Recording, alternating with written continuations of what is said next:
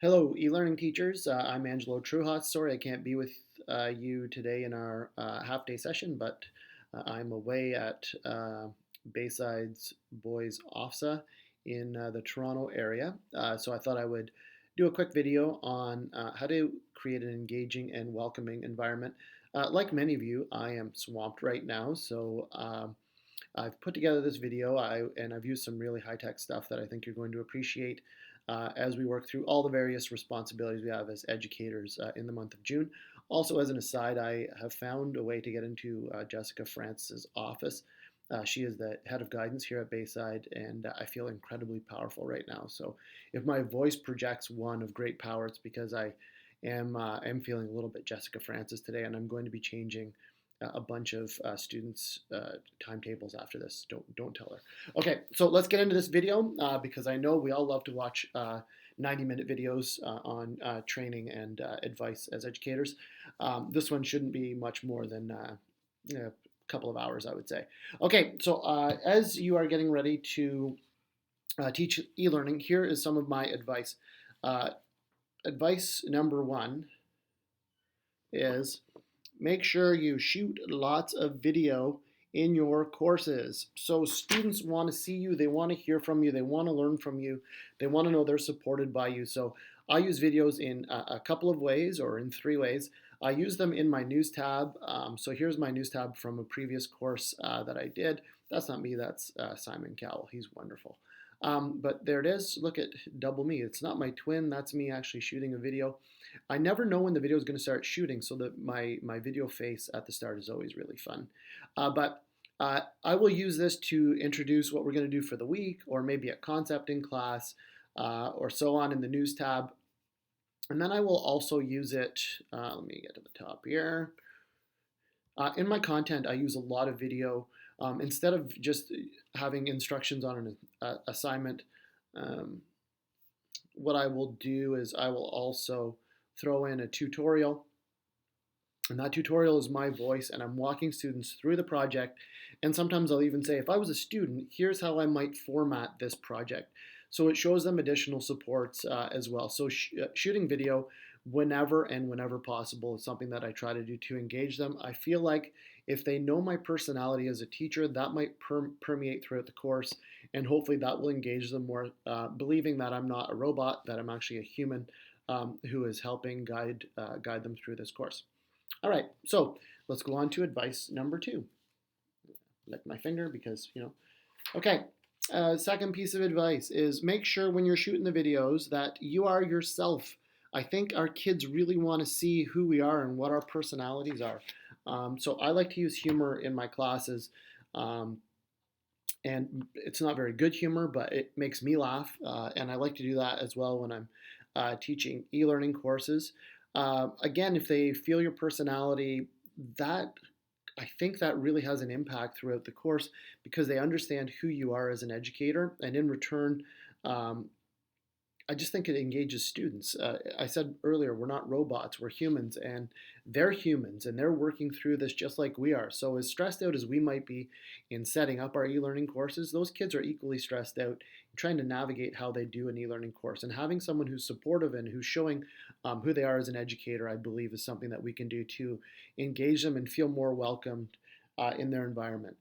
Okay, so enough about videos. Um, my third piece of advice, and I'm not going to go to the tab where I could show you this simply because there are actual students that were in this course, and this will be a public forum, so I don't want to show any marks or anything.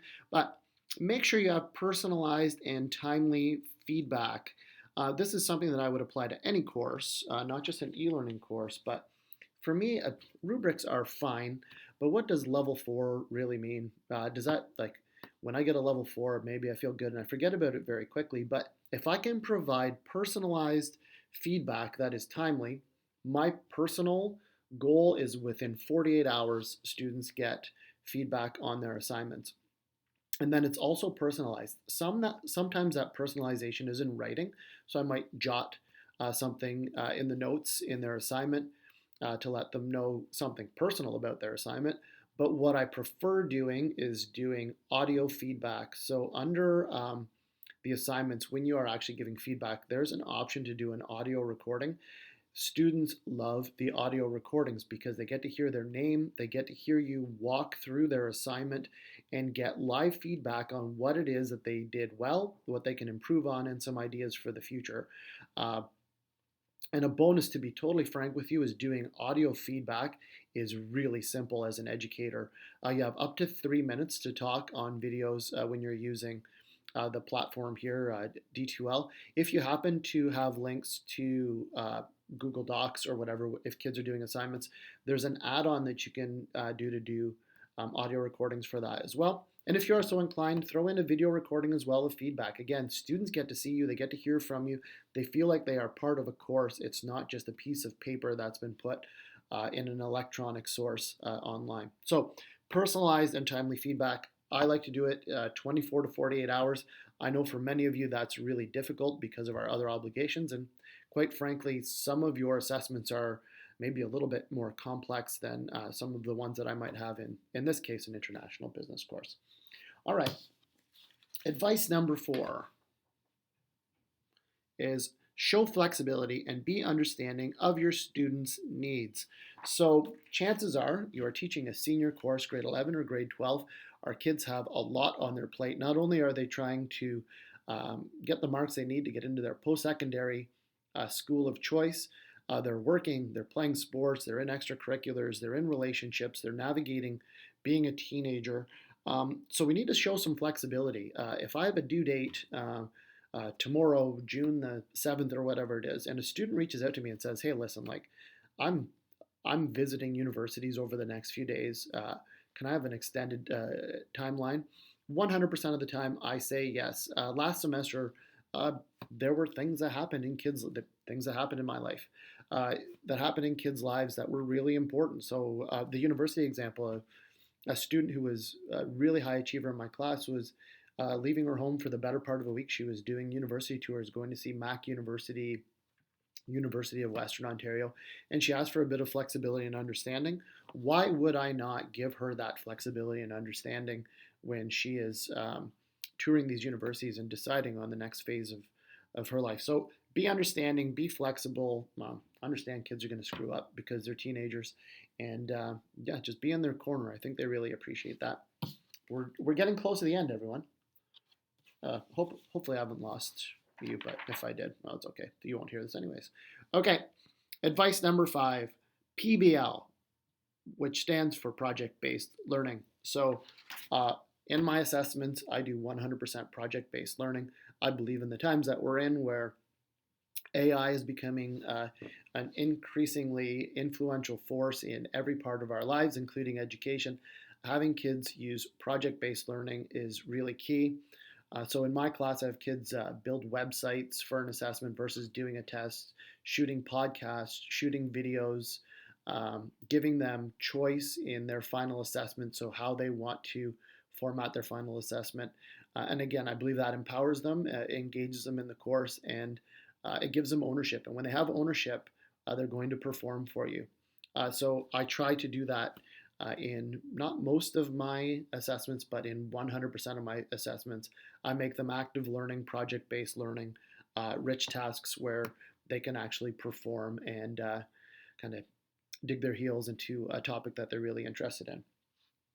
Which brings me to my final point in engaging them and making them feel welcome. I don't overwhelm students, so be reasonable in your assessments. And maybe you don't agree with this, or maybe you're going to not appreciate what I'm about to say, but I'm going to say it anyways because Jessica Francis isn't in here controlling what I'm doing.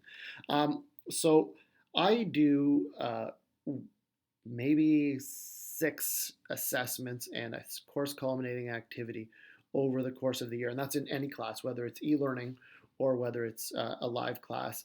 I think you'd agree, after 2 or 3 assessments, we pretty much know where our students fall. So I'm not going to kill them with 42 make work projects in an e-learning course so that I can justify the number of hours they've been on it. They have 5 or 6 rich tasks, project-based tasks that they do. I don't need to do a test and then do an assignment assessing the exact same thing that I assessed on the test. So I do a project, 1 per unit. As I said at the beginning, I shoot a video that's a tutorial that walks them through the assignment. And I also say, if I was a student, here's what I would consider doing in terms of formatting for the assignment. And I had a pretty close to, I think I had a 100% pass rate last semester, so maybe I just had a good cohort.